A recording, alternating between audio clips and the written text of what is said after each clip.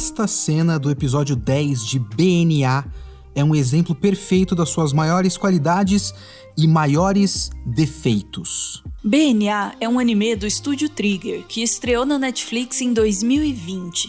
No mundo de BNA existem os ferais, pessoas que podem se transformar em animais. Eles são temidos e odiados pelos humanos e, depois de toda uma história de perseguição, eles estabelecem a nação de Animalia, um estado independente que serve de refúgio para os ferais. A personagem principal, Michiru, é uma garota humana que, de repente, desenvolve a habilidade de se transformar em animais. Ela é automaticamente perseguida pelos humanos e resolve fugir para Animalia para tratar do que ela considera uma doença. Lá, ela conhece o Shiro, um homem-lobo com forte ressentimento por toda a raça humana e acaba acompanhando ele enquanto tenta resolver o seu próprio problema.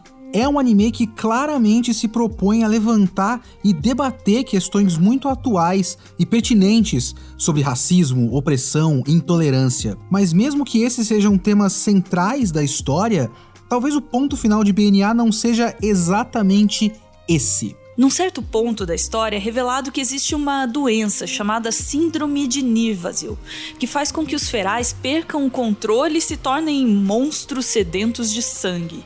Nirvasil era o nome de outra nação de ferais, a terra natal do Shiro, que foi completamente dizimada num surto dessa doença no passado. E esse personagem, Alan Silvasta, um humano dono de uma indústria farmacêutica, quer resolver esse problema fazendo com que os ferais curem o seu lado feral e fiquem permanentemente na forma humana. É uma trama típica desse tipo de história, já usada várias vezes, por exemplo, em X-Men.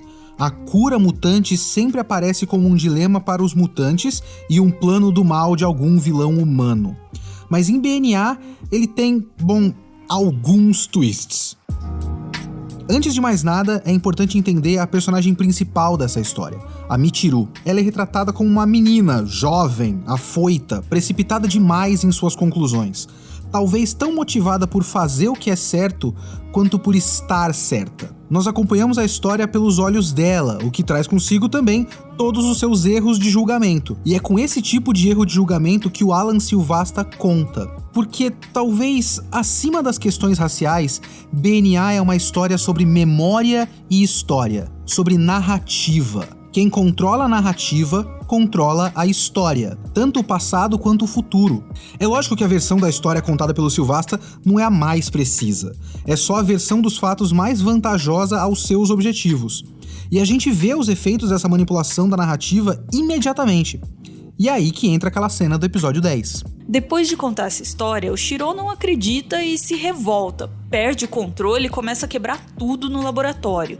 E a Michiru, nossa protagonista, nossos olhos na história, ela se revolta contra o Shiro e o acusa de ter passado tanto tempo combatendo os humanos que agora ele tá cego e virou um fanático odiador de humanos. Logo depois, a polícia surge, querendo prender o Shiro por destruição de propriedade privada. Então, olha só. A narrativa criada pelo Alan Silvasta fez com que a protagonista do anime basicamente acusasse outro personagem de racismo reverso e o criticasse pelo equivalente a quebrar a vidraça de banco em protesto. A protagonista. Essa confusão é proposital. Tanto a confusão da Michiru, manipulada pela narrativa do Silvasta, quanto a nossa confusão. Vendo essa personagem para quem, a essa altura, nós já temos alguma empatia, fazendo acusações tão estranhas e absurdas numa história aparentemente criada para denunciar o preconceito e a intolerância. Porque é para isso que essas manipulações de fato servem: confundir, isolar, criar conflitos. E parte da ideia de BNA é retratar o quanto essas questões são cheias de nuances e o quanto é fácil a gente ser manipulado por pessoas interessadas em reescrever a história para que ela se encaixe na sua própria agenda. Portanto, é uma cena inteligentíssima e razoavelmente complexa, mas também um pouquinho problemática. Porque BNA, mesmo que aparentemente bem intencionado, na sua tentativa de reproduzir essa complexidade, essas camadas, acaba dando sinais misturados. Várias das suas escolhas criam a impressão de que, no fim, a mensagem de BNA não é antirracista.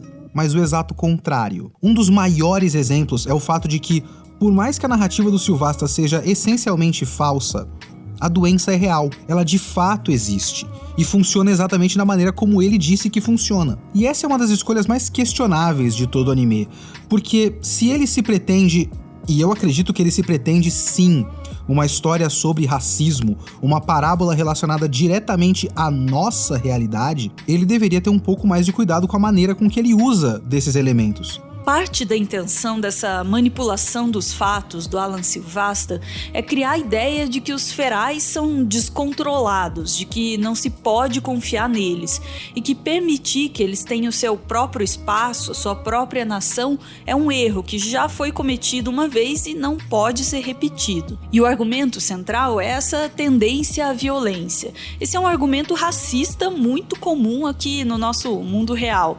A ideia de que pessoas negras, por exemplo, são naturalmente propensas à violência e ao crime, que é uma grande mentira. É o que os racistas fazem para negar a humanidade de outras etnias, tratar essas pessoas como animais.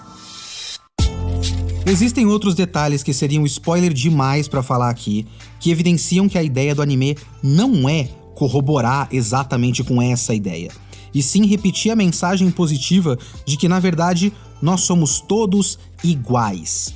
E juntando com a manipulação da narrativa que a gente já comentou, BNA parece também querer dizer que quem diz o contrário são aqueles que manipulam a história com a intenção de nos dividir.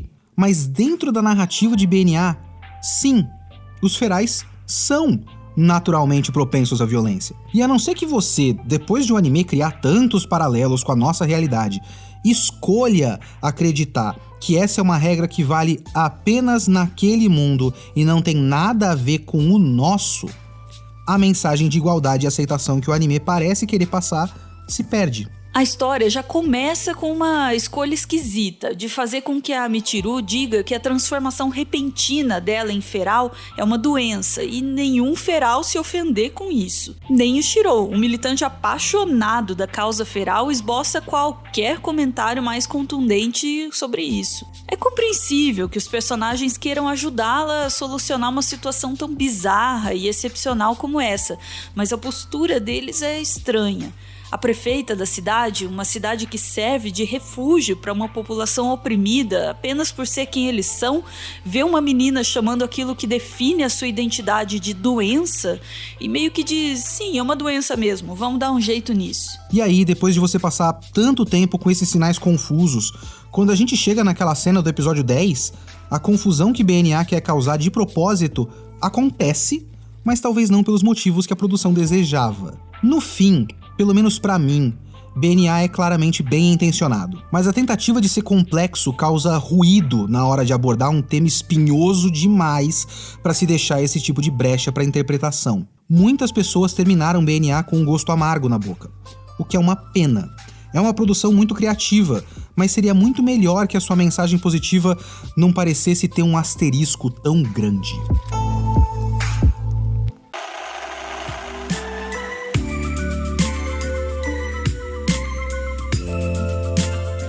Esse é o Leonardo Kitsune, o responsável pela pesquisa e pelos roteiros do Meteoro.do, nosso espaço sobre animes e mangás aqui no Meteoro.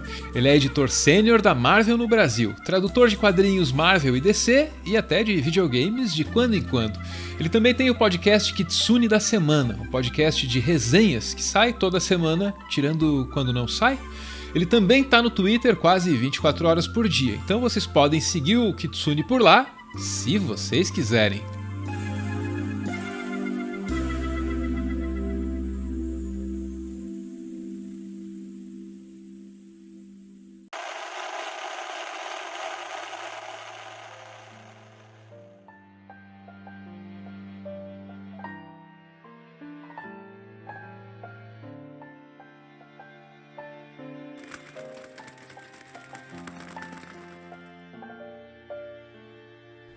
muito obrigado por ver esse vídeo até o final. O Meteoro é mantido graças a uma campanha de financiamento coletivo. Quem participa aparece aqui no finalzinho, que é para receber o nosso agradecimento e, claro, para homenagear quem ama.